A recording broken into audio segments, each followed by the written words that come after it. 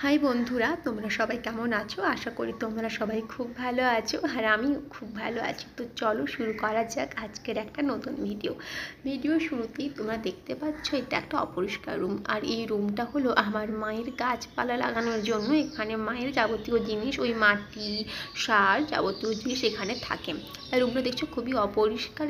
আর এই রুমে কিন্তু পাখি থাকে, যেহেতু কেউ থাকে না, পাখিরা আসে বাসা বানানোর জন্য। এজন্য গাছ, ডালাপালা বা ঘাস যাবতীয় ওরা জিনিস নিয়ে আসে।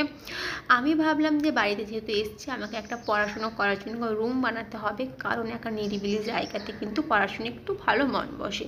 তো যেমন ভেবে আমি তেমন চলে এসেছি উপরে কাজ করতে, পরিষ্কার করতে। দেখতে পাচ্ছ কত, মানে বেশিরভাগই বলতে গেলে ঘাস, এগুলো সব ঘাস নিয়ে এসছে বাসা বানানোর জন্য, আর সব নিচে ফেলেছে। তো ভাবলাম রুমটাকে ভালো করে পরিষ্কার করি, এই জন্য ঝাঁটা, জল, বালতি সব নিয়ে চলে এসেছি রুমটা পরিষ্কার করতে। আর ইনি দেখছেন, ওই যে দেখুন, ওই যে পাখিটা বসে আছে, ইনি হলেন এই রুমটার মালিক। উনি নিয়ে আসেন এই সব। আর এখন আমি যে রুমের মধ্যে কাজ করছি, তাই উনি কিন্তু বৃষ্টিতে বাইরে ভিজছে, আমার তো কিছু করার নেই। আর আমার ঝাড় দেওয়া হয়ে গিয়েছে, 2 থেকে 3 বারের বেশি আমি ঝাড় দিয়েছি। তারপর আমি ভাবলাম এটাকে ভালো করে ধুয়ে নিই। যদি না ধুই তাহলে কিন্তু আরও অনেক ময়লা রয়ে গেছে।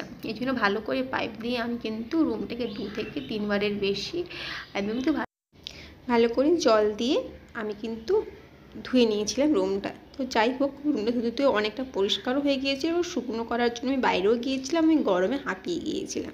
বাইরে গিয়েছিলাম একটু বাতাস খেতে দেখলাম এই গাছটাতে খুব সুন্দর ফুল ফুটেছে। এটা কিন্তু প্রায় সারা বছর ফুল ফুটে বলাই যায়।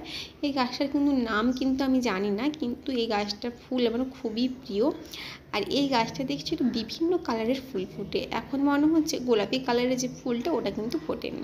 আর এই গাছটাকে কিন্তু আমরা এখানে বলি 10টা ফুলের চারা। আমি কিন্তু এর আসল নাম জানি না।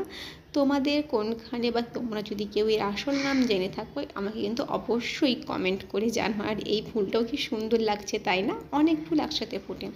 আর এই যে দেখছো, আমাদের এগুলো ছাদে অ্যালোভেরা গাছ, বলতে পারো এটা একটা অ্যালোভেরার বাগানই বলা যায়। আমাদের বাড়িতে কিন্তু অ্যালোভেরা খুব সুন্দর আর ভালোই হয়।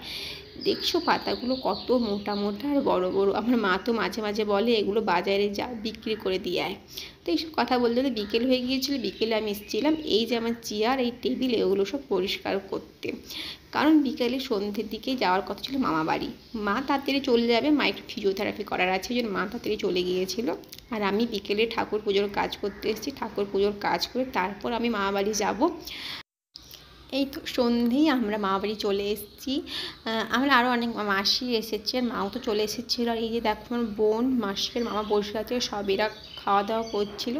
আর চলো তাহলে দেখা হচ্ছে পরের একটা ভিডিও। সবাই খুব ভালো থেকো, সুস্থ থেকো, বাই।